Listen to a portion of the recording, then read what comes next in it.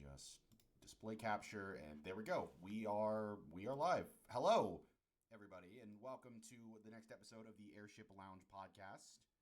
I am your host, Crimson Rosso, and with me today I have my friend and fellow YouTube content creator, Yidrisil. Would you like to introduce yourself? Of course. Hey everyone, it's Yggdrasil. Thank you for having me here. So yeah, I'm a big Xenoblade Chronicles guy, more on Monolith Soft, Nintendo, RPGs, the whole spiel. And I'm happy to be here. All right, all right. I invited you on here today because a big game is coming soon. A remaster many people have very much been asking for. Xenoblade Chronicles X, which was like the game that many people who owned Wii U's said needed to come, and it's finally coming. And I am someone who actually, in truth, was not asking for that because I played the Xenoblade games. I've never played X, so I wanted to have you on because I know you are a big Xenoblade X fan, and you've been making a lot of content to it, and I figured you'd be the perfect person to have on for this. Yep, and I appreciate that. Thank you for having me. Oh, it's a pleasure. So, going into this, it's not just the fact that I haven't played it. I know, like, next to nothing about the story of Xenoblade X. Like, how exactly, but I know everyone who's played it says it's very different from the other Xenoblade games. I'm very curious about how that is. In terms of gameplay, story, the whole spiel. Yeah, the whole spiel, because everyone says this is So like, because I remember when this was coming out, a lot of people, I think it was also like Niche Creek himself said it. Uh, this is a very different Xenoblade, and I'm very oh yeah, curious what that 100%. is. Okay, so we'll first talk about story and then move on towards gameplay and other aspects then. So first up, the story is in and of itself like it's generally positive, but it's nowhere near on par as say the numbered blade games. And that's not to be any detriment to it. It's just very clearly not a like a single player story focus entry. It's just not. What it is it once was a single player entry that was scrapped halfway through in favor for multiplayer online functionality and other elements across like that. So it turned into this mishmash monster where we don't know, do we try and salvage it and create something story focused, or do we keep it pretty open on exploration and multiplayer functionality? So you end up, I wouldn't call it half baked, but you do end up with a story that sometimes tries to bite more than it can chew. And then in other times you get very great complex dialogue or a few heart tugs here and there, similar to but not quite on the same wavelength as the Xenoblade entries, the numbered entries. So, So sorry. no, it's all good. So, because it puts me in a bind, because I personally like the premise of Xenoblade Chronicles X. I mean, I adore it.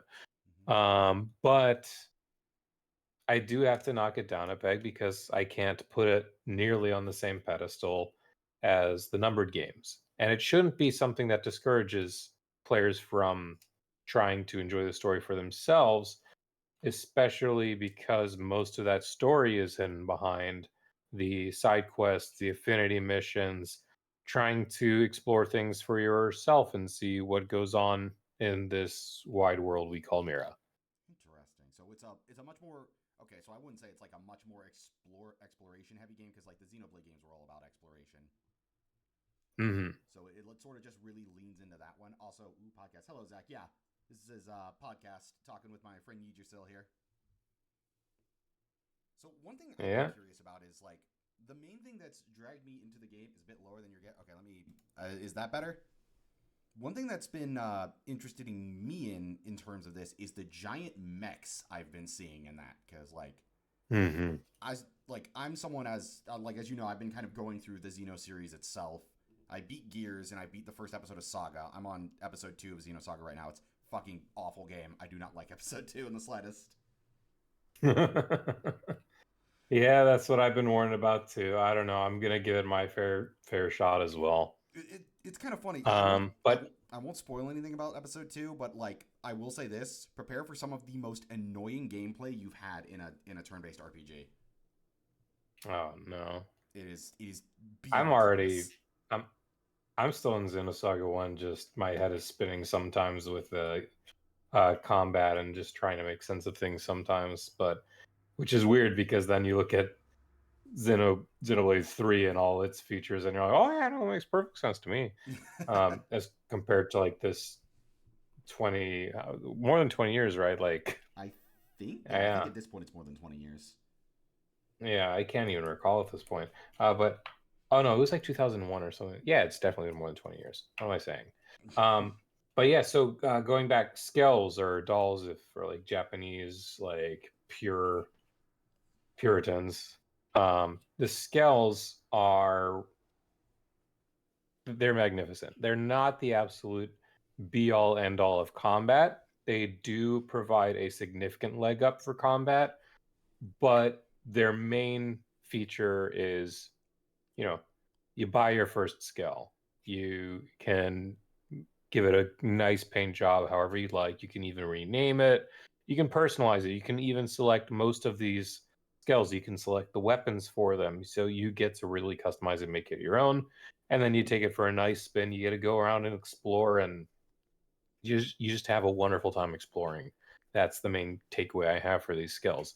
They are very potent for combat. In fact, there are some custom skills. I'm sure you may have heard the name Ares thrown around here and there, which is an end game non-customizable skill that's known to just obliterate anything and almost anything and everything in its path. Um, but that's not to say that the other scale sizes and scale models are any less irrelevant. They purposely make much in the same way that we have light, medium, and heavyweight gear. We also will have light, medium, and heavyweight scales, for example. And the model you go for affects how it runs, how it moves, how it transforms. In some cases now, as we've been seeing with the new definitive edition skills, that also includes the way it even flies. And there's big quality of life features with moving the scales around. Um, I don't know if you're familiar with one of my previous videos where where I discussed that one of the new features for definitive edition is that scales can now so when you purchase a scale for the first time, it doesn't have a flight module. You have to progress the game even further to have your scale unlock flight. And I'll get back to it on why I think that is a very brilliant move in pursuing exploration on some sort of pipeline. But when flight was unlocked, the Gel actually was nerfed because at that point you could not jump on a scale anymore. The jump button now became the flight button, and it just got pretty messy sometimes because you wanted to jump over a ledge, and then it turns into flight mode. The music for the zone cancels out. The scale music starts, and then you're like, nope, I don't want to fly. Jump back down. Scale music ends. The zone music starts all from scratch, and it was very jarring for exploration. I see. Which Also, is so this is something they've fixed this time around, and they've even taken it one step further in the new menu for the game. When you go in game and you can go to settings and sound settings, you actually just straight up, if you don't like the scale flight music or it's tortured you in the past, like many Blade veterans have been tortured with, you can wait, just was it shut really off the that flight bad? music. It was it wasn't bad. It's a fine enough song to listen to on its own. But the problem is, again, you enter flight so often, and the way it pulls you straight out of the immersion of your exploration, it really got on a lot of people's nerves. And it also has lyrics like many of the other songs in the game. Oh And God. it's just like, don't worry about the future. It's like really peppy, and it's sometimes like it's weird like when you're in a zone like Kaldros where there's like fire and lava and rock and brimstone and there's like enemies all over, and then it's just this really bright, peppy flight music. Fucking K-pop music. You had a Xenoblade podcast. I'm sorry, Joey. I had you on for the Daybreak 2 one, so I wanted to have on someone else for the Xenoblade one. Oof. Hey, what's up, my friend? I see you there. It's just but that honestly sounds super funny, but it also sounds like it would be very jarring. I can see why. It's very jarring. It would take away it immediately takes away so much immersion every other time. And what else was I going to say about the skills? Oh, about the flight modules and whatnot. Am I just going to be allowed to rave on forever and ever about the skills? Because I will. So the flight modules then are at a later point in the entry after flight. So this isn't really spoiler talk. It's more or less just a flow, because what a lot of the people's questions are, especially for the new people playing the game for the first time in Definitive Edition, and even for some reviewers I've seen, it's like, oh, when am I going to get the Skell? I've been playing for like the review edition for like 20 plus hours and I don't even have the Skell yet. Oh, there's Nishquick. Hey, and it's like I don't even have. I don't even like see when am I even remotely getting this Skell license, and it does take a while. But I feel like that's very purposeful, because the problem with any sort of vehicular mobility in any sort of game, especially a gargantuan game, once you have that vehicle, it becomes increasingly less interesting to travel on foot for many people. And in turn, the world seems to feel smaller. So I feel that this huge swath of time letting you explore on foot really just allows you to soak in the majesty of these starting zones, of Primordia, of Noctilum, of Oblivia, before you begin working towards your Skells.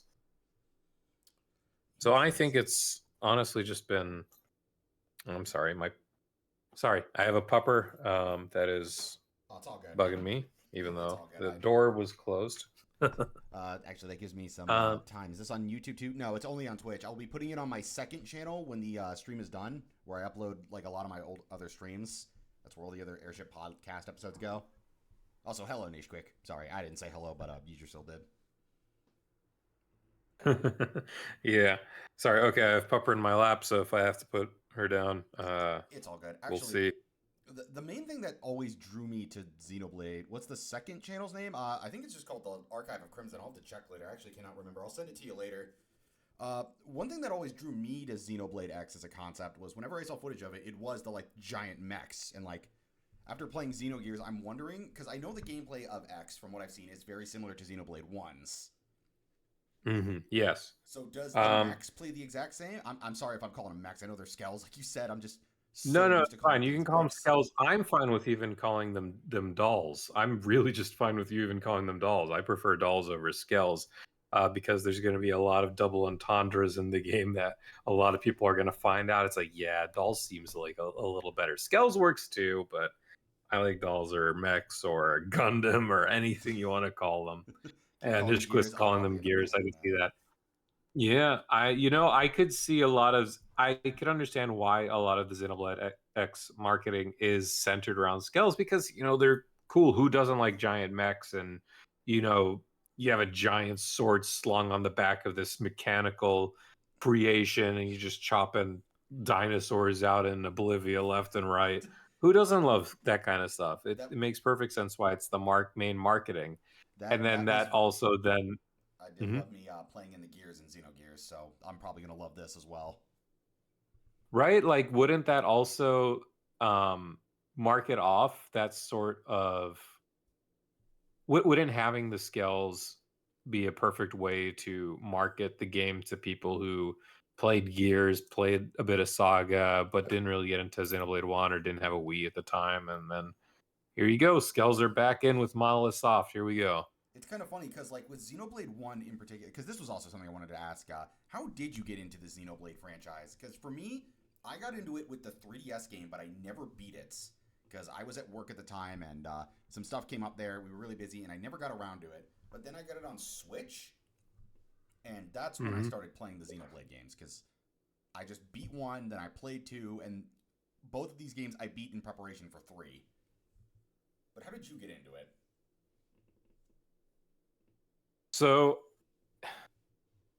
it was 2012. Yeah, that's its release year. Yeah. So it was one of my friend's birthdays, and how old was I even at the time? Like 16, 17, something like that. I think I was like 17. So I'm pretty much as near as OG as it can get. I'm not quite the OP Rainfall guy as I would like to make out I am, although I did support their later endeavors. But with Monolith Soft, I didn't even know about Xenoblade until it almost came out to the North America. Like I was seeing its previews in other regions, and I was like, oh, that's sort of cool. But then the game did come out, and I'm at my friend's birthday party, and after the Mario Kart runs, after the Smash Brothers runs, and the cake's blown out and all that, my friend's like, hey, I know you like RPGs, I know you like Tales like me, but I got another game. Like, you want to just give it a shot? And we just go back to chill, and he pops in Xenoblade Chronicles, and it was like Neuron a activation. spark, essentially. It was like it complete like sparked me, like no hesitation. Like we sat there from the very start. The opening cutscenes played. The prologue was mind blowing, and we went all that time. We played straight from the start of the game all the way to the events of the invasion on Colony 9. Wow, And that's actually a like long that's time. like the perfect cliffhanger to sell someone on this game. Like, what do you mean? Like, this is how the game starts, and like You just I ignored all those quests because we were just playing for story. And like, what do you mean? Like, there's just this much to do, and there's like already big stakes on in like the story. So it's like I have to get this game. So like within a week and a half, like I had a copy of my own in my hands, and then the rest is history. yeah, like as much as I think Xenoblade 1 is the weaker of the weakest of the trilogy in my opinion, I do think it has the strongest opening. Oh yeah, and in my opinion, people who've played two might differ, and or if two was their first game might differ, and I can certainly see why. But for me, it's just like the concept and premise of Bionis and Mechonis and going up this giant vertical titan, and there's like different slopes because of the way that it's angled, and humans have settled on different parts, and there's other species, and the way evolution goes, and how um geographically, like different ways around the titan may have formed, all these sorts of factors. Like there's it's a marvelous concept, and it just evokes the nostalgia. The music gives me, the music hits me, so a lot of the character moments still hit me. So for me, like, yeah, the story is, it's like we look back on it, but like, we still look back at those highs really well, and really admirably and fondly. So I don't know. Two is great. Two has a lot of places in my heart. Three does the same thing, but one has my heart, my full heart. One's definitely special. All Like the Xenoblade games do. Mm-hmm. I could nitpick some story issues or character moments I have like in that game and some gameplay stuff, but like every time I think about it, it's like, man, this game is so damn good. I just don't get it. Oh, absolutely. I was the worst nitpicker on my second replay, and it's like, what do you mean? There's Dixon who's like sitting in Sartorial Marsh, and he's like, I can't say I feel good about deceiving these kids. And I'm like, oh, why? Like, that is so obvious and so early on. Like, what on earth? I think for me, like the Stuff biggest like issue. that. I think for me, the biggest issue for Xenoblade One will always be the future sight thing, because like it's a cool concept, but good Mm-hmm. god, does it get irritating at points? It was so jarring because the first few times I played it, I didn't really think on that feature all too much. And then, obviously Definitive Edition gives me a chance to replay it, and I'm just like having a good time. Cutscenes are great, characters are great. I like the animation they went for, vastly improved.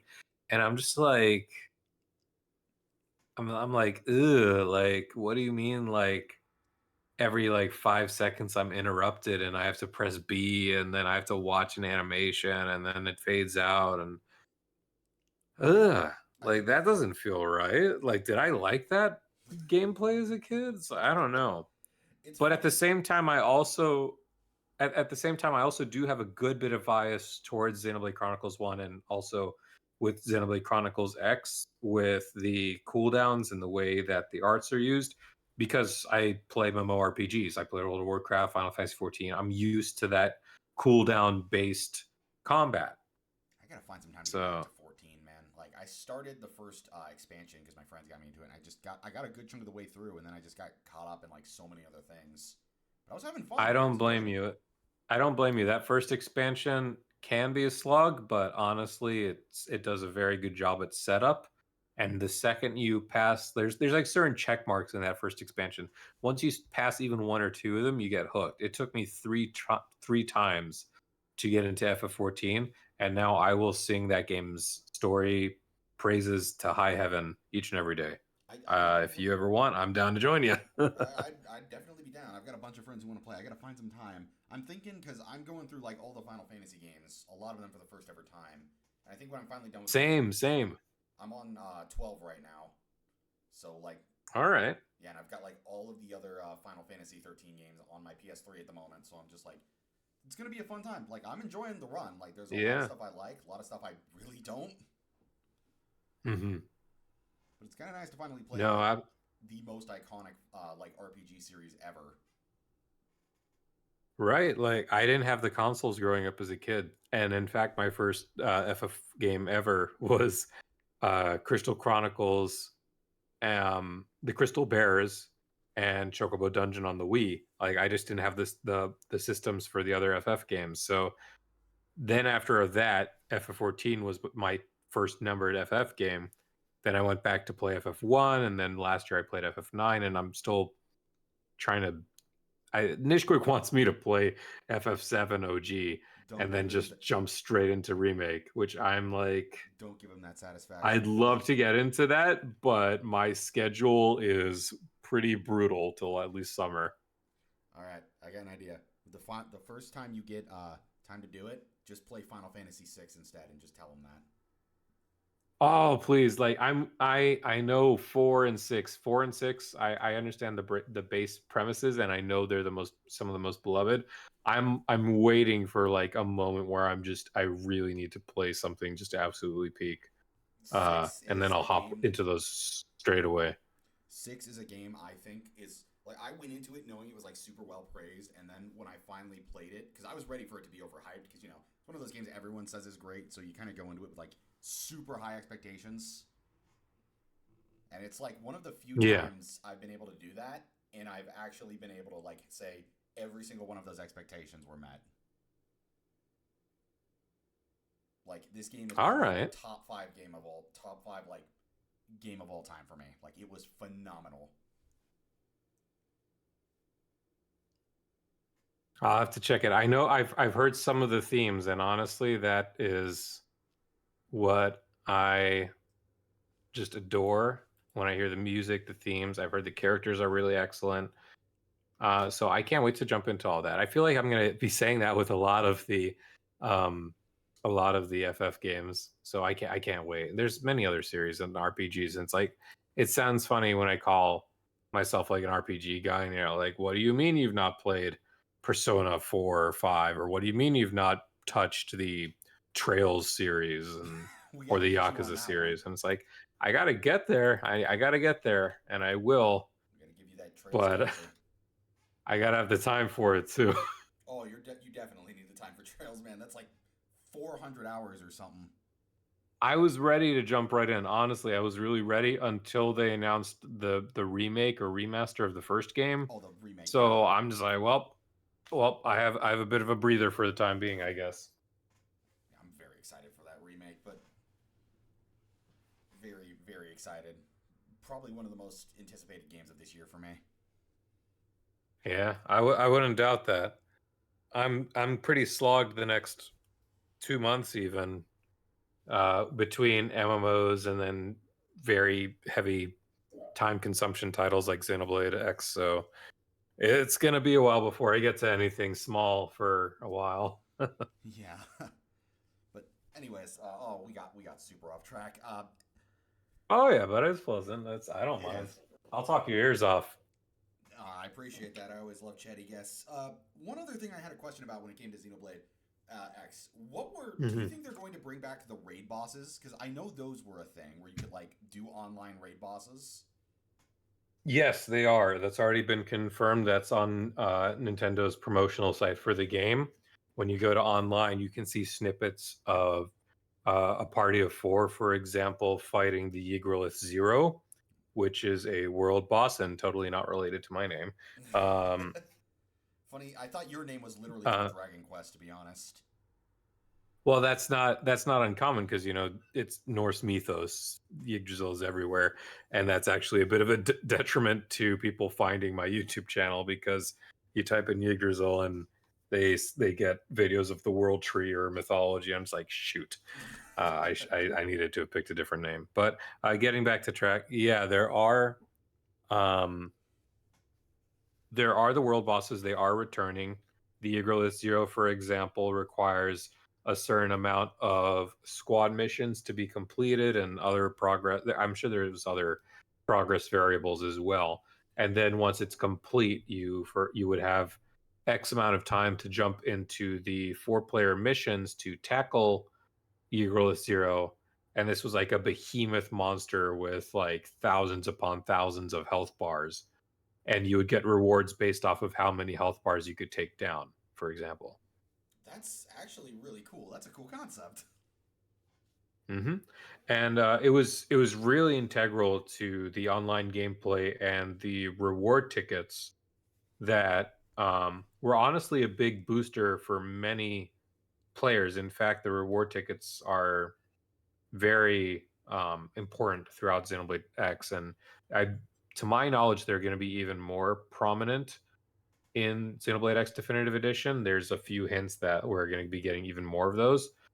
Um, a little bit of context. So, reward tickets are now called monster tickets.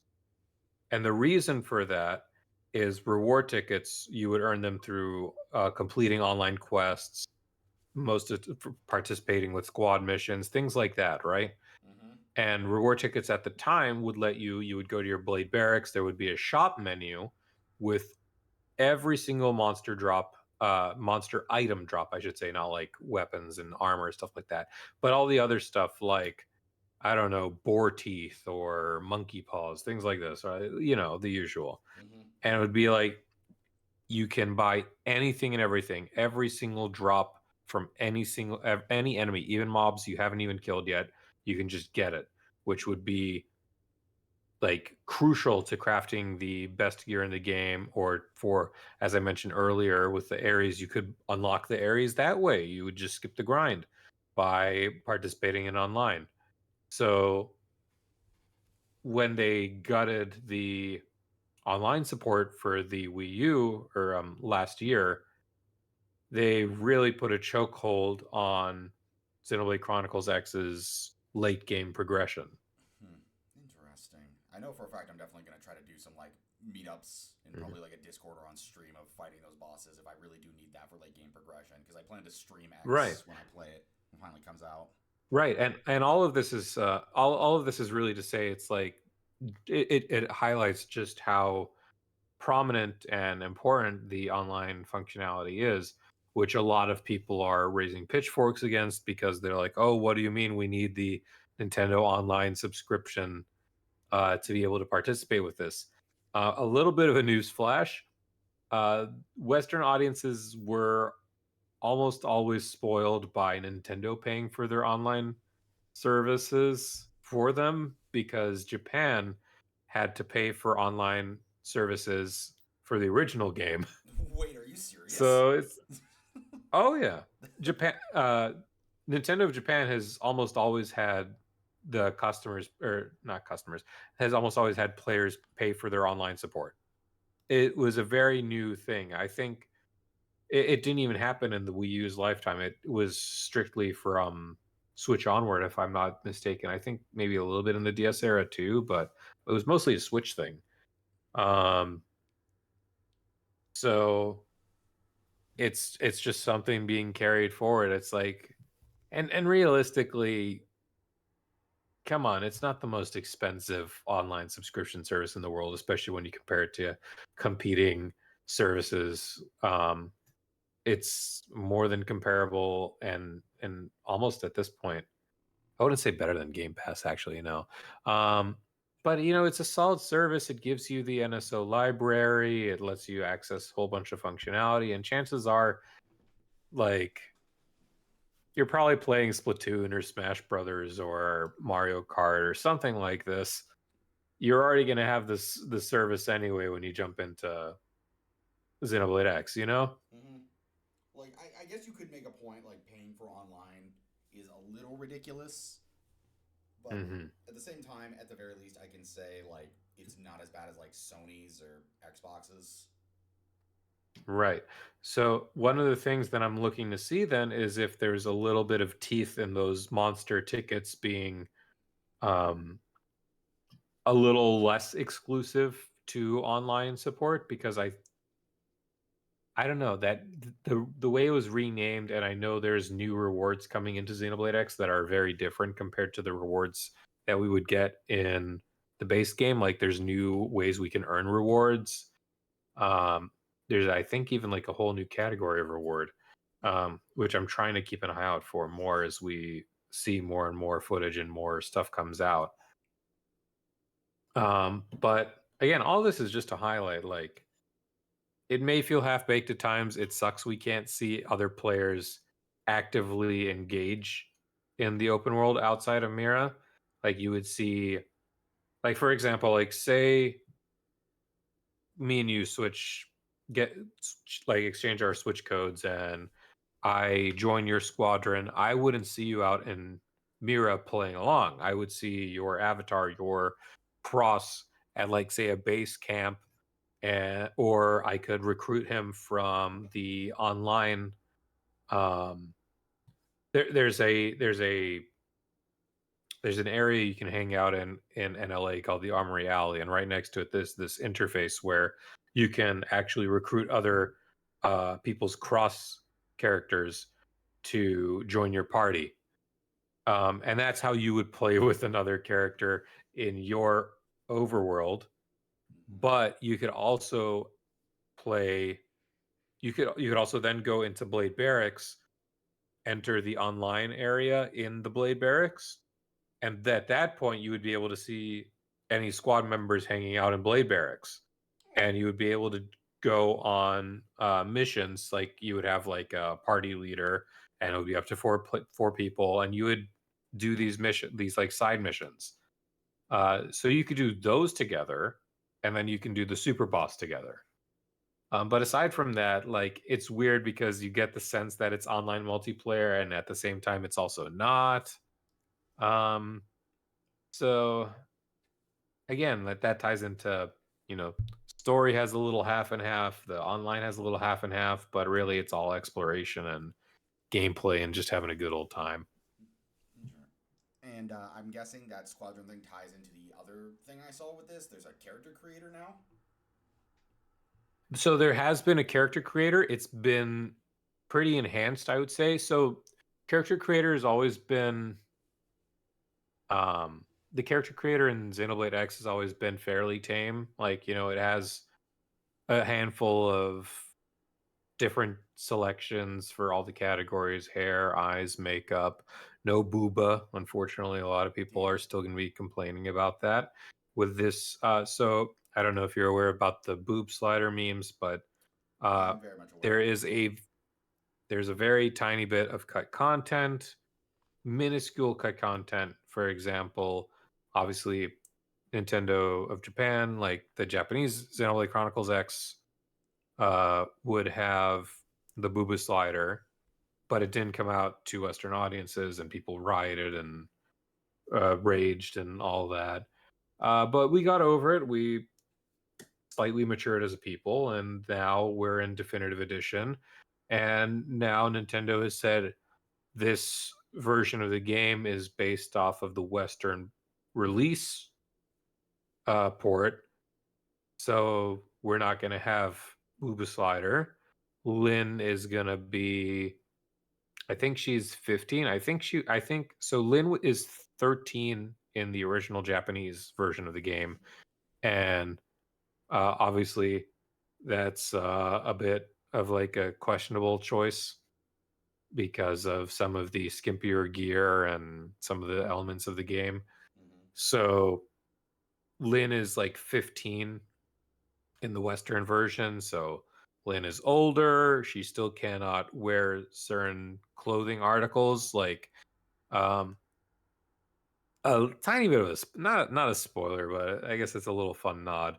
One of the better known rewards, which people would usually use the reward tickets for, was bunny suit gear. Oh Right? God. You threw that on. If you threw that on Lynn, she would look like she was in a clown costume, for example. That's Whereas in the original Japanese version, she would actually be in the bunny costume, and so there's people crying foul, like, "Oh, this is censorship. It's not the artist's original design and intent. This is like a slander on everything that professionalism in the developing developers and all this." It's like, come on. Like, it's not the end of the world. I've had comments in my recent videos that have been saying, for what it is, I think I can actually finally get over the boob slider and finally enjoy Xenoblade Chronicles X for the first time. I'm like, my God, you're like, how can you be so hung up on that and so stubborn to the point where you would ignore such a wonderful that is experience? unbelievably funny. Like,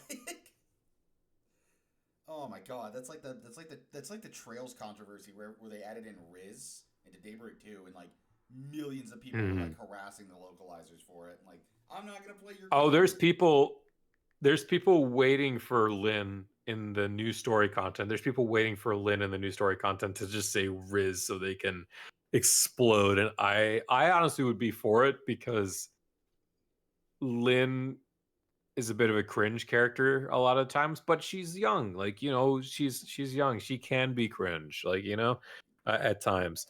As you're gonna find out, like, very early on in the game, like, she tries talking to you about Skell fan fiction, for example. Oh my God, robot gay Yeah. sex So like is my she's Xenoblade.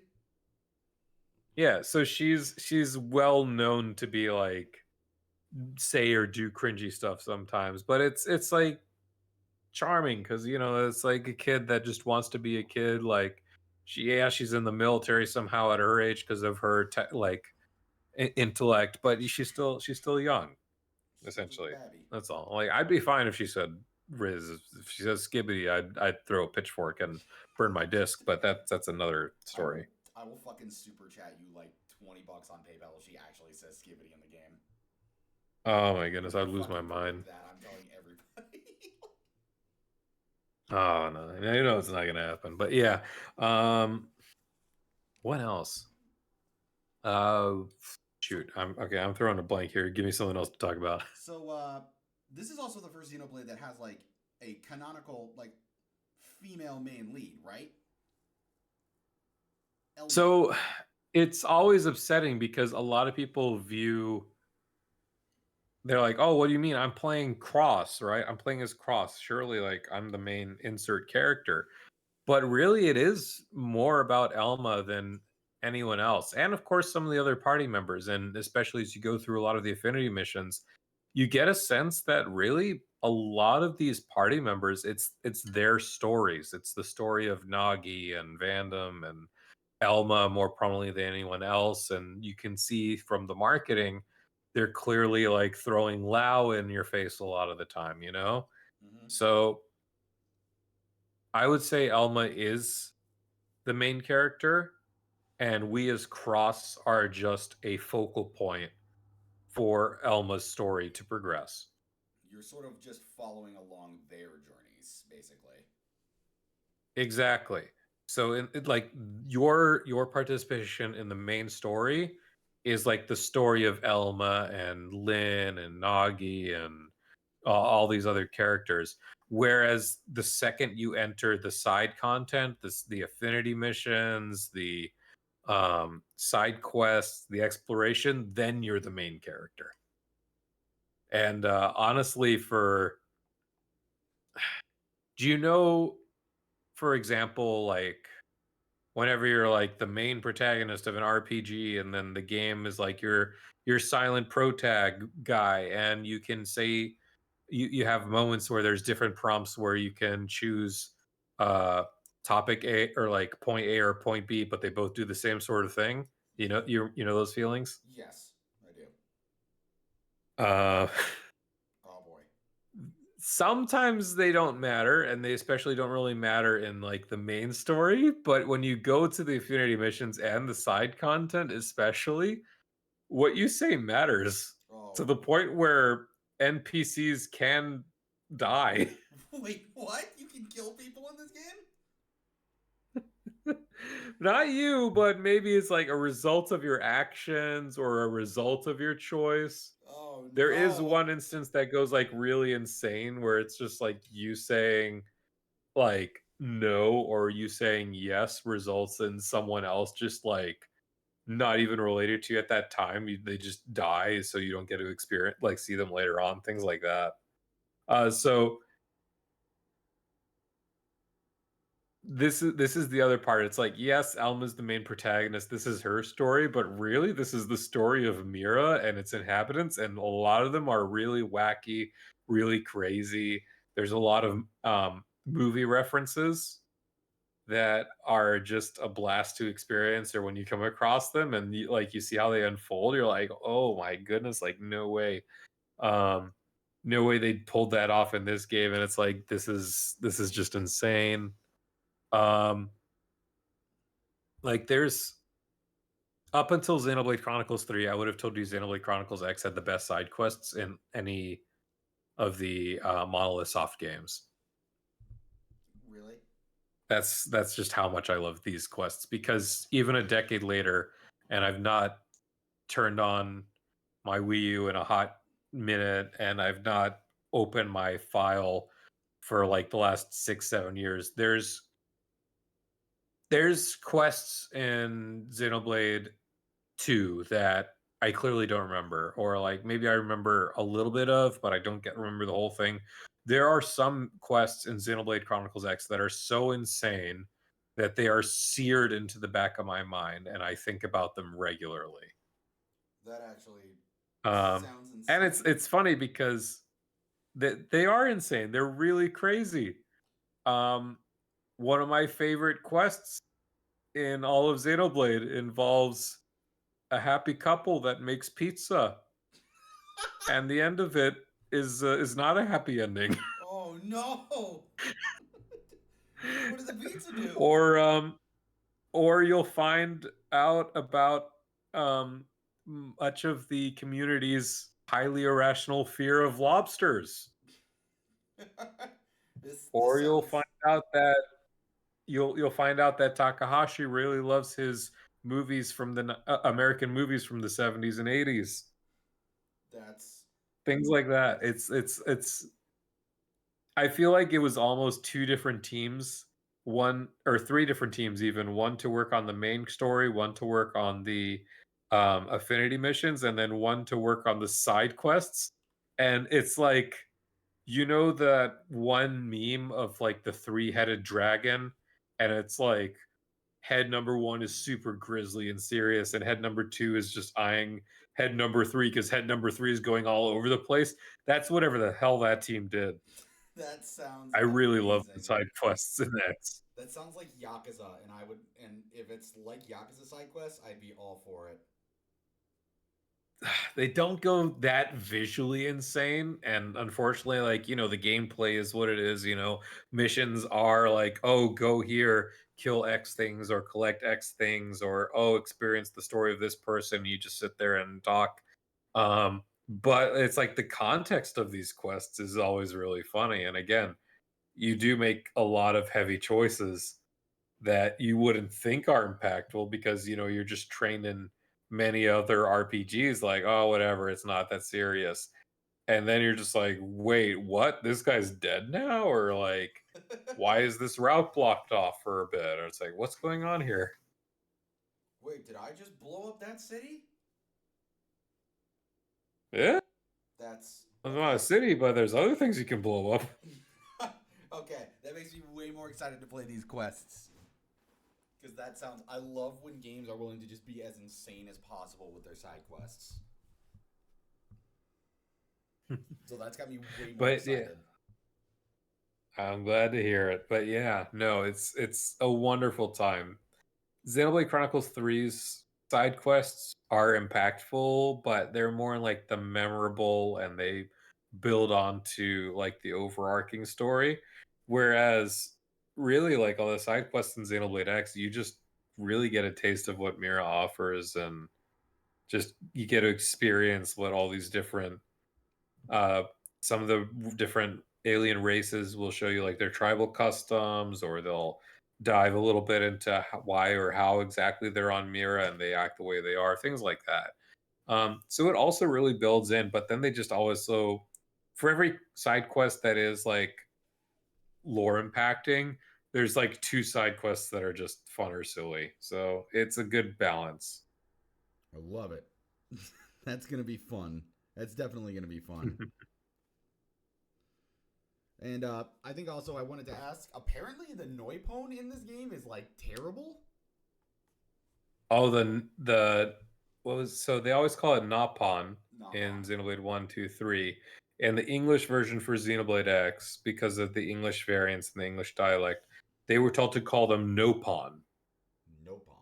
So Napon versus Nopon.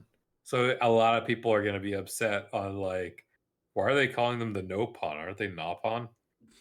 Um, they're not the worst things in the world.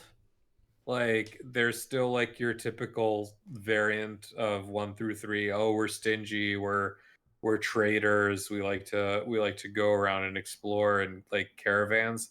That's like their whole theme this time around. They're like caravan. They're like nomads essentially. Like they go around and they set up shop or things like that. A lot of people, it's simply the fact that Tatsu is the character that is like the main Nupon representative, right? Mm-hmm. But here's the thing: I don't mind Tatsu all that much. You think of him as a if you think of him right away as a comic relief, then he's just fine because he's very clearly a gag character. And I'd like to remind a lot of people initially, Ricky in Xenoblade Chronicles 1 was meant to be a purposely cheesy gag character, including in combat, and yet they made him work and become endearing. Now, Tatsu's not endearing. Oh boy. He's not. He's meh. He's not the worst thing in the world. Lin is what drags Tatsu down, in my opinion. Because again, Lin gets cringy, and then I'm sure you've seen the haha funny Tatsu looks like a potato or he looks like food pun. I actually Um, haven't. but it's Lin that exacerbates that, and then it's just like the same boring jokes that just get more stale every time they're brought up because it just becomes a running gag about the character, but not with regards to the character itself. Because it's like, oh, like Lynn's like, haha, you look like food, and then Tatsu's like, I'm not food, and like, I'm a emotional nopon, and then um when it's Tatsu's turn to actually be his own gag character, it creates like a doubling up. So that's why a lot of people I feel just don't like Tatsu. It's like he's too much of a gag character. Okay, so But if he's Lynn basically just if needed to Lynn become. wasn't around or they didn't make Lynn um like the comedy duo with Tatsu when it's Tatsu's time, then he would have been okay. He's just meh. It's not bad. Or it's not the worst thing in the world. It's not good. It's meh. It's just he's a very mediocre character. Yeah, like you could look at any other Nopon or Nopon, whichever. You could look at any other one of them in any of the other games. For all the cheesy anime memery um with Tora, like leagues better character than Tatsu. Oh my god! If he's better, if he's not, if Tora's a better character, then oh my god, that's going to be a Oh fascinating yeah. character to deal with. He does have his moments, but it's like one moment per every like 30 gags, I would say. Something like that. That's fascinating because like it's funny because a lot of the Noipons that whenever you get them in the game usually end up being like pretty good party members. Like Riki, I still think is the best one out of all of them. Mm-hmm. Uh, like Tora, he got a little annoying with his jokes, but they gave him enough moments to where he had more than that. Right. And Riku, outside of that one fucking Noipon bitch who's cooking, betrayed us. Riku was like freaking mysterious, man. He was probably the most interesting because he just knew all this shit and he was just everywhere. Oh yeah, the Nopon in Xenoblade 3 annoyed the crap out of me because I was like, what do you mean there's all these soldiers that only live 10 years and yet they don't question why there's Nopon or why there's the Nopon in their like camps just helping them do stuff and no one seems to see that like they're all aging in terms, but then it's like Alexandria creates like the system that lets you communicate with everyone and like see their stats, and everyone's like ninth term, eighth term. Wait, why is this Nopon 33? What's that? What? Like no one questions that. So the Nopon and Xenoblade 3 all like really annoyed me. Um, I wonder if there was going to be but more. like they're not bad. They're not inherently bad characters. Um, yeah, it's been so long. There's a lot of quests that I need to get back to with the Nopon specifically because they do have their moments, like any other of the Xenoblade games. The Nopon do have their moments. It's just Tora, Tatsu's their spearhead, and then there's like two or three gag other gag Nopon, and then you just got the regular Nopon after that. Yeah. But yeah, Ricky is the best in my opinion too. He's a good man. He's a dad. By far. He's just the daddest Father dad. of 11. Father of 11 and then adopted even more. Yeah. He's a good man.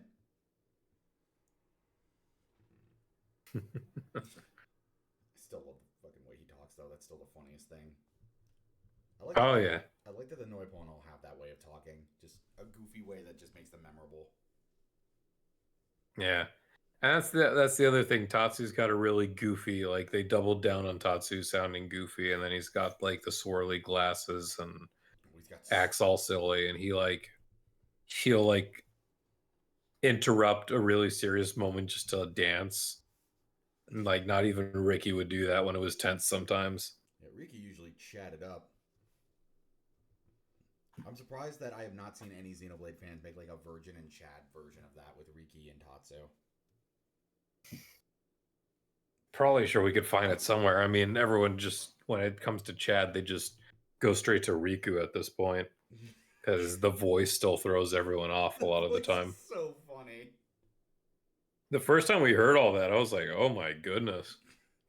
Didn't that like spawn a theory that wasn't there like a theory at one point that somebody thought that was Rex, like reincarnated or something? Yeah, well, so a lot of the people, because when you look at um, when you look at Manana and her hairstyle and her coloring scheme, a lot of people felt like this was a reference to Pyra's beta design. And then, like you have that design and color scheme, then you have like a bluish green um Nopon with giant curly or like giant poofy hair, and like they're like, oh, like is that like a Rex thing going on? So that's where that came from. I remember the theories were very prominent. I remember somebody tried to tie him to that because she was the cook, the female Noi pawn, and Hmm. like Pyrrha's And been again, doing. because Pyra knows how to cook Yeah, and because things Pyra knows like how to that. cook. Yeah, no, I went back to some of my own older videos recently. I was like, it's funny to think of what your train of thought is, and like what's really like, as opposed to how it actually plays out. Um, which is something that like I don't feel as much. They're really like hiding a lot of what's going to be happening in the new story content. So, amen for that. I'm actually really glad. And I'm glad that unlike the other Xenoblade games, the new story content can't be accessed right away from the main menu, and I think that's very fitting for Xenoblade X because you should invest the time. Most of these people are brand new to Xenoblade X. I think like there was like slightly over 500,000 um copies of Xenoblade X that were purchased, um as compared to nearly 8 million uh total um copies sold for the entire Xenoblade franchise. So it's a really small community of Blade veterans compared to everyone else that may be joining and playing for the first time. It like if they jump into that new story content right away, they will be immediately lost. Like it still like strikes me because it's like everyone's losing their mind that it's finally getting remade, and then all these new players are like, why is this dude half naked on the beach? Like right after. And I'm like, oh, you'll find out in 80 to 100 hours, won't you? Yeah, like that's one thing I'm very excited about. It's been like I've not revisited Xenoblade in a while, so this is going to be something that's just me jumping right back into it. So I'm very excited to go back into it. I'm very excited to see if they improve like the changes to the gameplay from one more than anything else. There are, oh, from one in gameplay, as in like combat or like what? As in combat, because I know it's a similar system, but like I'm curious if they like improved upon it, what they've changed. I would say it's a lot better. There's a few different things that you have to focus around. Um, so a lot of the stuff like, oh, the art has special details like, oh, here's not backslash, but you still need to smack it from the back um to do extra damage, kind of thing. Like that's all still there, right? Mm-hmm. As a bit of a fun fact, in the original Xenoblade Chronicles X, they actually took into account your altitude compared to what you were targeting. Wait, So it would be weird because you would see on the um you see, oh, you're attacking the monster from the back up, or you'd be like you're attacking from the side of the monster but you're below the monster. Like I think most of it was like to do with scale advantage and things like that. That's not in this game anymore. It's just attack from the front, side, or back, mm-hmm. stuff like that. um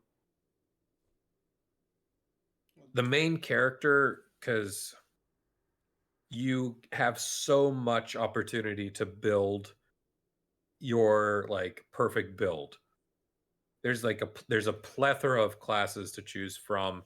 You can mix and match some of the abilities, and as a reward for completing affinity missions, um you would earn special arts that otherwise are is locked to the party member.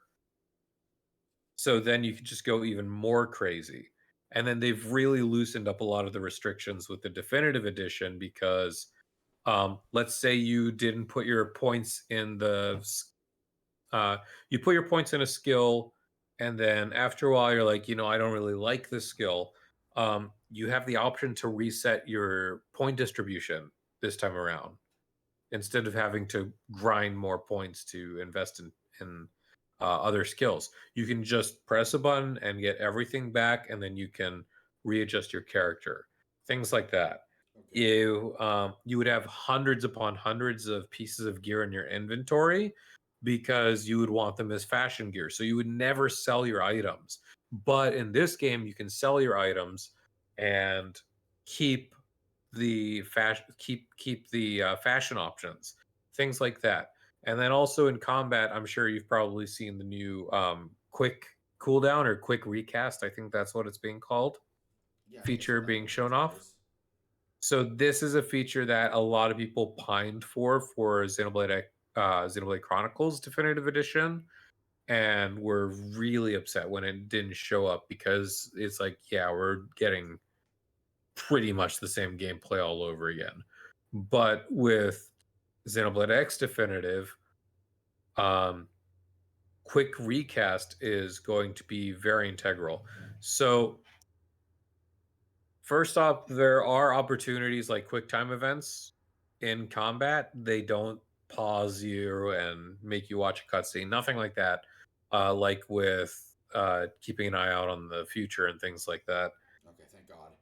But you would have quick time events, and you would also have something called Soul Voice, which is um, basically your party members would call out and basically ask you to perform certain color arts. Like every now and then, Elma will like say, "Oh, they're staggered. Hit them with another melee attack to keep the pressure up." And you would have like X amount of seconds to respond by using a melee art. It's a bit tricky to do that when it's very early on in the game and you only have one or two melee arts, and then there's suddenly you used it before she called for that. So now you're waiting like 10, 13, 14 seconds, whatever, to be able to use an art. And by that point, the soul voice is gone. Like you didn't make use of that mechanic. So for me, quick recast is going to be really beautiful for soul voice because you use your melee art and then now Elma calls for you to use your melee art again, no problem. I'll press Y and that ability is now off cooldown and it's active, so it's good to go. That's actually So that's super you can useful. do it for that.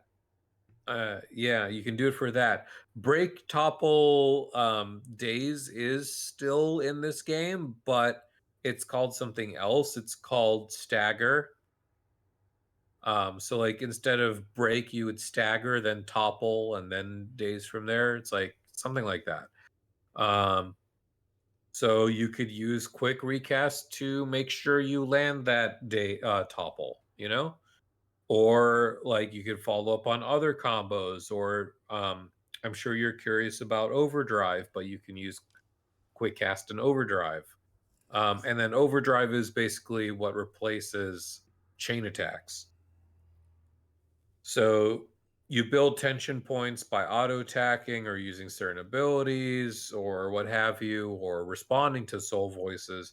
And at 3,000 points, similar to like a full 3 bars of um, the party gauge, you would activate overdrive, and then suddenly you get really strong multipliers. And if you follow with certain color combos, those multipliers go up, and you extend like the duration of overdrive, and it's really fun. It just takes a lot of getting used to, and I don't think it's well explained. I think, in fact, it's probably the most poorly explained combat gimmick in the Xenoblade series. Wait, even more than like It how two looks handled it? Because two was a pretty rough. 2 just has a lot of moving parts, but eventually like you sort of get the hang of it. There's people that play X the whole way through and they're like, I have no clue what overdrive was about. Which is why they've taken very strict measures. Like in the new footage, when you activate overdrive, you can see like there's a color combo menu and things are more cleanly defined to tell you. It's like, oh, you do this combo to extend the time, or oh, you do this combo to increase your multiplier quicker.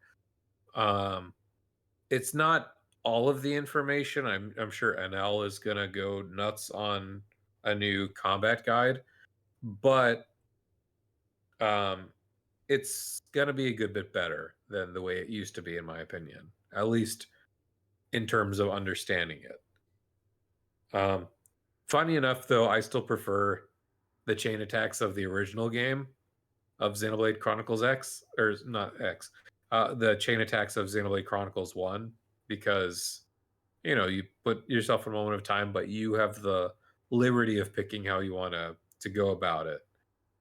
But Overdrive is fun, especially when you start getting the hang of it. Um, over a proper overdrive can end up being more powerful than the most powerful scale weapons, for example. But Right. that's just working the numbers and just essentially making yourself broken. That happens in any game, Yeah. you know. Yeah, I get it. It's always kind of fun to figure out the most broken combinations in Xenoblade. That's honestly like Exactly. some of the best parts of which the game. is which is which is gonna create a whole other conversation of like, oh, there's 8 endgame classes. What are the meta classes? What's the meta build that's gonna do everything? And like that gets my MMO brain itchy a little bit, because of course everyone's gonna be like, well, it's not the most optimal way to play this character or run this build. And I'm just like, just have fun. There's like, you can wield lightsaber-esque weapons, or you can use these like psionic guns that you control with your mind. There's even a class where you can control other enemies and have them fight for you. Like, have fun with the game. Yeah, like hearing class system. I'm a huge job system guy, so hearing that always gets me excited because I love that kind of stuff in games. So hearing that I'll be able to like, because one of the best parts of job systems is like setting up the whole concept of figuring out what job works with what and how much damage you can deal out, and I love that shit. So knowing that's going to be a major factor for this game, that's got me excited. Yeah, and there's even more than just the class system. Like I mentioned the skill points earlier. There's obviously kitting your character out with like the most appropriate gear. There's a lot of weird defensive properties that aren't prevalent in the rest of the series either. Like there's your typical defense and ether resistance and things like that. But then you also have to worry about some abilities will deal thermal damage or gravity-based damage, or like not psychic damage, but there's like all these different types of resistances that you almost have to treat it like Monster Hunter in a way. Of you're like, oh, like this mob I'm fighting is using a lot of thermal damage. Like I gotta make sure my thermal resist is up so I can really tackle this like unique monster, which is called a tyrant, and make sure like I'm safe, and like it'll be like a decent fight, things like that. Mm-hmm. um there's the soul voices, because you can actually pick which soul voices you want your party members to use more of, because some soul voices will give you different buffs over others. So there's that to consider. There's kitting out your skell once you unlock skells. And then you also have to take in skell fuel, because fuel for your mechs is an actual thing in this game. Oh, didn't they brought Um, back the Xenogears mech fuel? yes, and it's not terribly bad. There's gonna be like a handful of times where you'll be out, but one of the online rewards that you can get with reward tickets or the monster tickets or what have you, you can literally buy whole cans of fuel Oh, and that's just go right back into it. that's Um, great. your scale, if it gets destroyed after you have insurance, but after 3 times, then you have to renew the insurance, and it can be really costly, and it can actually take your scale out of away from you for um, a good while if you don't have the resources. So you have to make using your scale count sometimes. There's a lot of really cool features and just ways that you set up your character, and then have to think about how you interact. It's like, should I fight this guy right now? Or do I come back when I'm a little more set up? Or it's like, I don't want to risk fighting this thing in my scale, because, yeah, it's a very high risk, high reward, but it goes both ways. There's a lot of thought in the combat and setting your character up in Xenoblade X that I wouldn't say you wouldn't see in the original in Xenoblade Chronicles 1 if you were really invested in like blade management in Xenoblade 2, especially like if you wanted to go really crazy and go after like 4-star blades with like special skills, like you would go nuts there. Or if you really wanted all the classes in Xenoblade 3 and then you can mix and match the perfect arts to combo with, like it's all of that, but Xenoblade X does it so much more uniquely as compared to anything that you would see in the rest of the series. Interesting. Okay, that actually grabs my attention a little bit more. So, and you get like 8 of these classes, what you were saying? So it starts out, yeah, I believe you start out, it was like a drifter, and then excuse me, let me sit up straight. I've been hunched over. Xenoblade.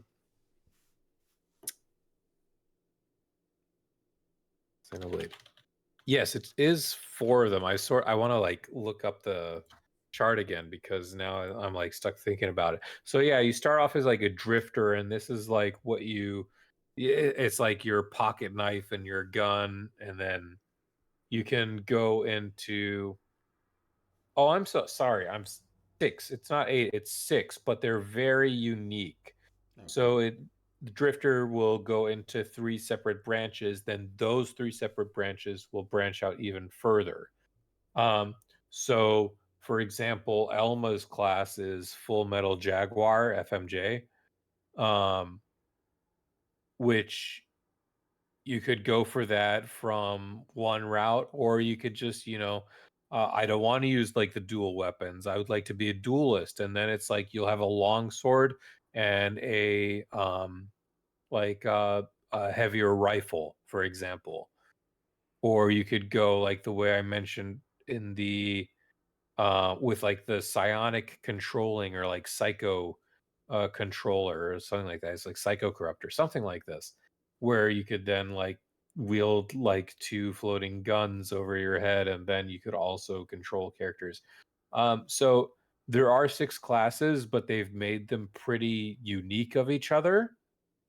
And again, at the same time, like I mentioned earlier, those affinity missions that you complete for other party members, for your party members, completing those missions will get you even more arts and abilities. So you could really just mix and match. I say six classes because that's what they are, 6 endgame classes. But you can really have a lot of the luxury of choice here and luxury of self-stylizing. So it's like complete freedom of choice with these classes.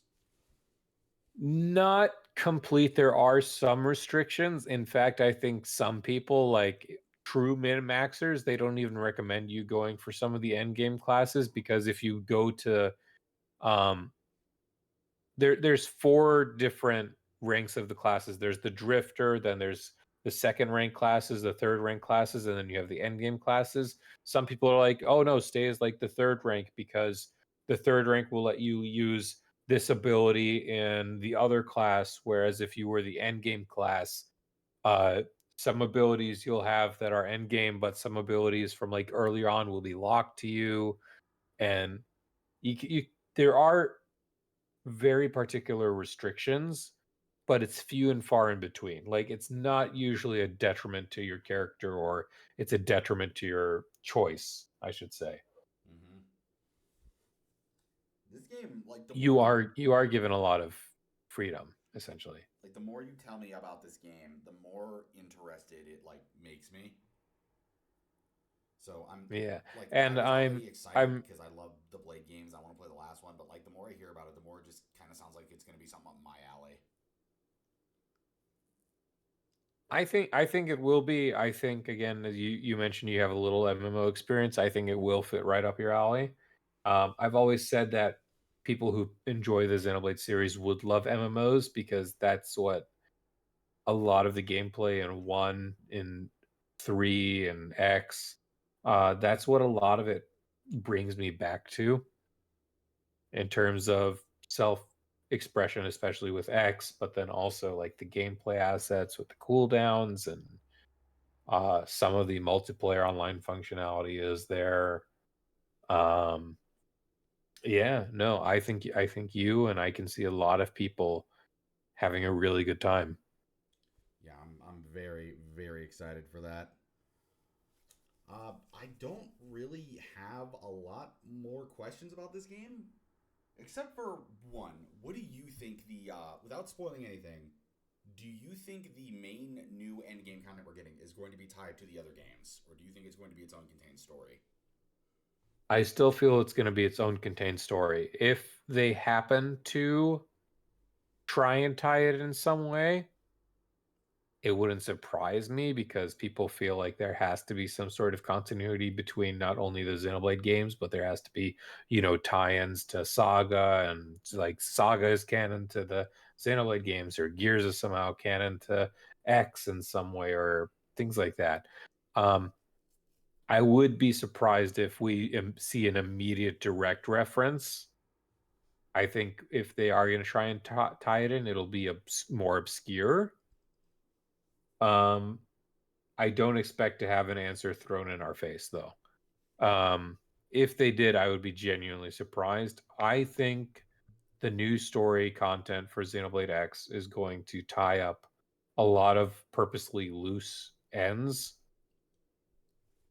Um, or it's going to at least bundle them up in a way that provides a better setup should they ever pursue Xenoblade Chronicles X2 or a Xenoblade Chronicles Y, things like that.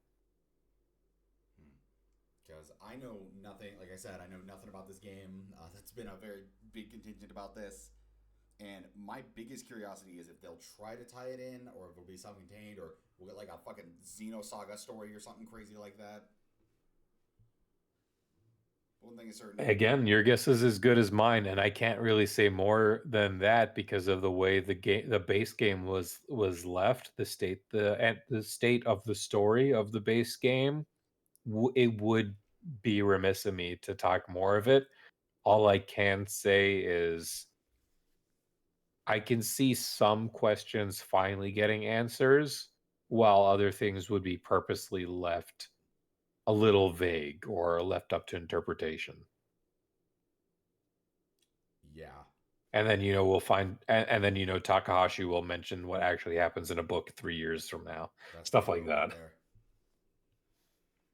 You're gonna have to read a manga series about Xenoblade Chronicles 4 million, and then you'll get the answers. Right. I will say though, I will say though, they are pulling a lot of unused content that was left. It was revealed in the Art of Mira, which is the Xenoblade Chronicles X art book. A lot of unused content and concepts are being brought out um, into definitive edition. So there are some new concepts and new ideas being brought in. So it may not even resolve as many questions as it will bring in even newer questions, for example. Um, so honestly, right now, and I mentioned this earlier, I'm really glad that they're keeping the new story content very vague because I want it to be a surprise for myself as well, you know? Mm-hmm. And really, that's all the stuff I had to really talk about. I just wanted to make a video to sort of get some questions out there. Do you have anything else you'd like to talk about yourself, or? Um, earlier you were asking how I got into the series, and that's honestly one of my favorite questions. So I'll ask you, how did you get into Xenoblade or the Xeno series? You Well, mentioned Saga and Gears earlier. Was that your entry in? no. Funnily enough, I did a little vague talk about it at the start, but I never really went super in depth. The whole concept was I got Xenoblade Chronicles on my 3DS back when it was, a 3DS port. If anyone remembers the 3DS port of Xenoblade Chronicles. And I liked it, but I never beat it because I was at work at the time. It was very busy. I kind of put it on the back burner. I think I got stuck at like the last dungeon because I kept getting my ass kicked.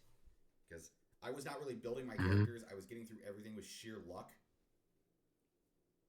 Because and I put it down for a while, and I never really got an interest to pick it back up until like Definitive Edition came around, and I contemplated getting it because I wasn't like super blown away, mainly because I wasn't really giving it a try. It was mostly something I was playing on breaks. Right. And you know Swice Senpai. Yes. Yes. Uh, Yes. that was around the time me and him became friends, and I saw him make a lot of posts about Xenoblade 2, about how the series was really good, and then Blue Flame 16 was also talking about it.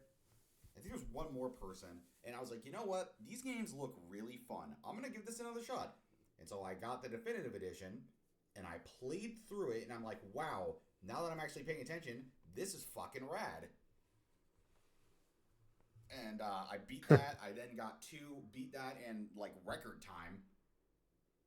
In fact, I think there's still like that was back when I was just starting to use Twitter as well. So I was posting a ton of screenshots. That was back when you could post screenshots from your directly from your Right. Switch,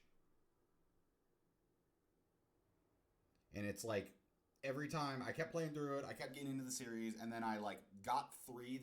I was one of you great soldiers, many soldiers who fell to Wario during the Nintendo Switch Online fiasco.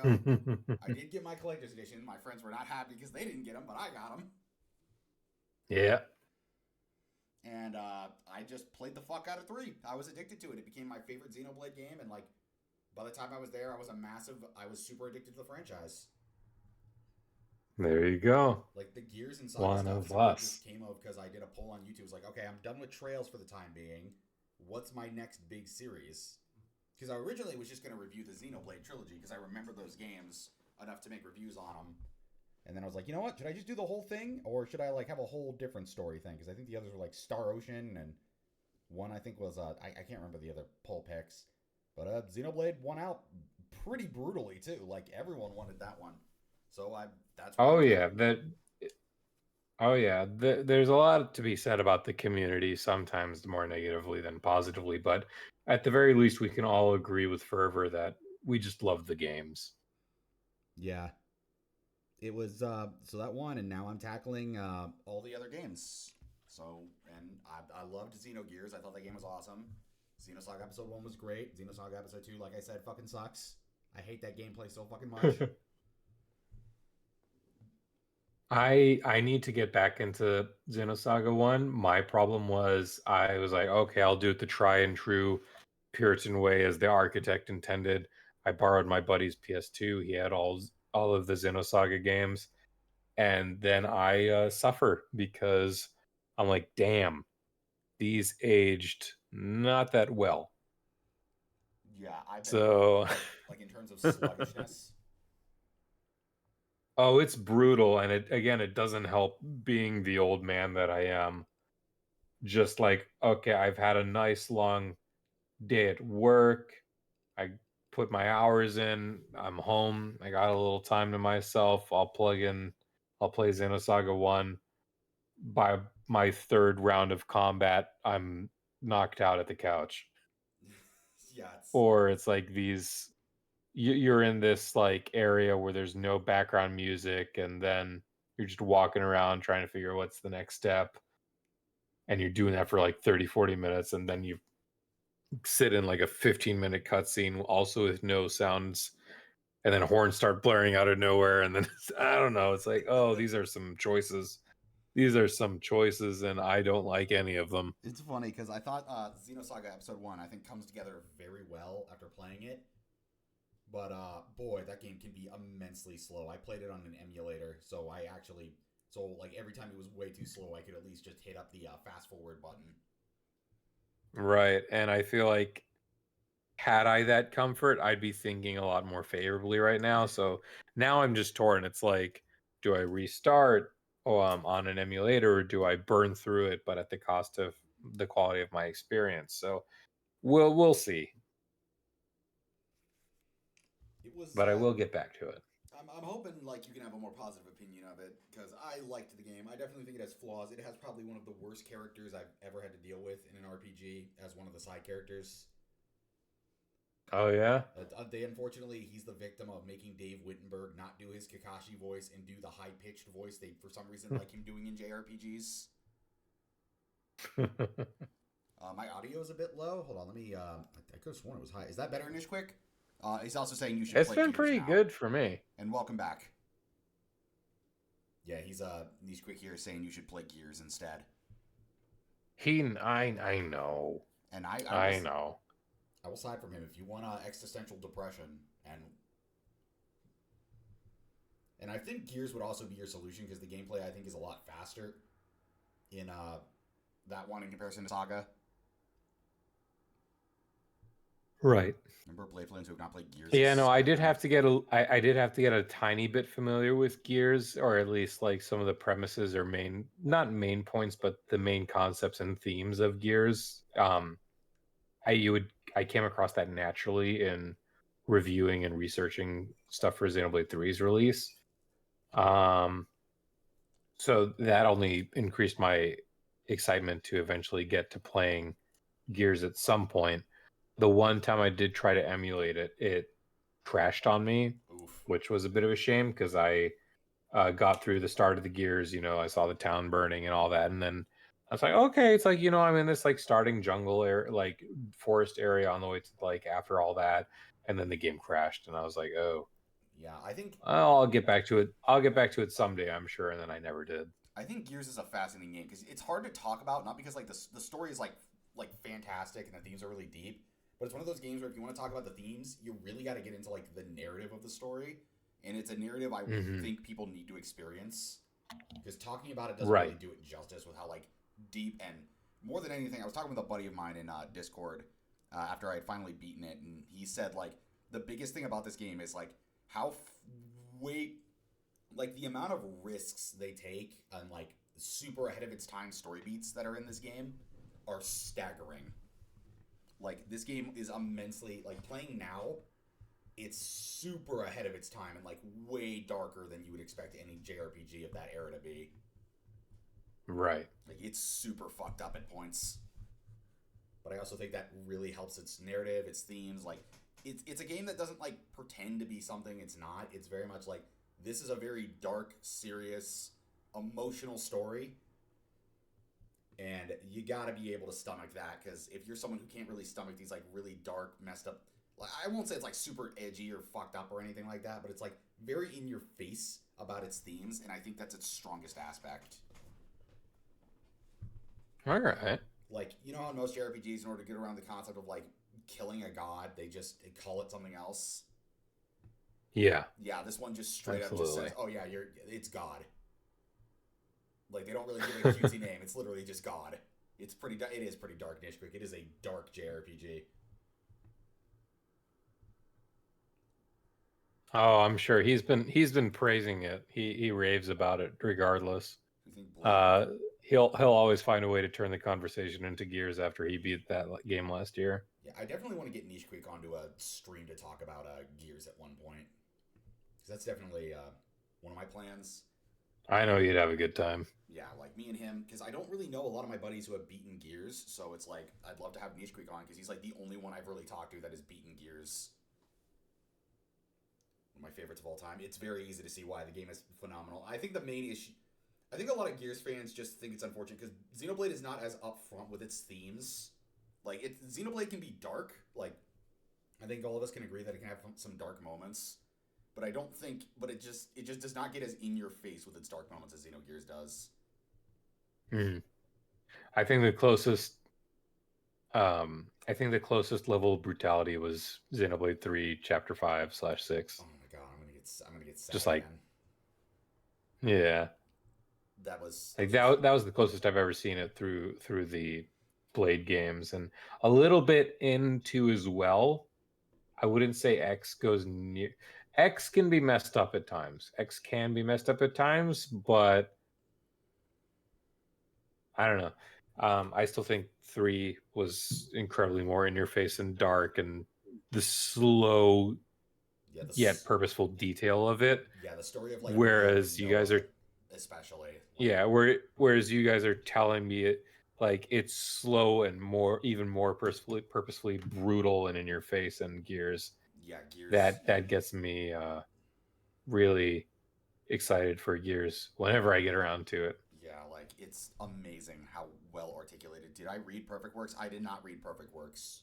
I'm probably going to do that when I finally start streaming the Blade games. But I got to get through that shitty ass Xenosaga episode 2 first before that happens. I'm sorry if I've been like a little over the top on that, but I just cannot stress how little fun I've had with Xenosaga No, no, episode no. 2. I am there and I agree with you on it. Like I love it. I'm not ready for that experience either. It's that mid. Okay, so without going into the story, because I think the story is like really what even keeps me somewhat interested in this game. The gameplay tries to push a lot more on this like boosting mechanic, and there's this thing called the break system in the combat where it's like, okay, you have to learn these button combos in order to like deal damage, and this is like the only way you can really deal heavy damage to like enemies, because enemies are fucking hit sponges if you don't do it. It's super annoying. And the whole thing is you got to continuously combo the boost system in Xenosaga to like keep hitting them. But enemies can just immediately interrupt you in this, even when you've like knocked them down, and just stop your like entire combo, and you're forced to just do it again. It is the most tedious nonsense I've dealt with in a turn-based RPG.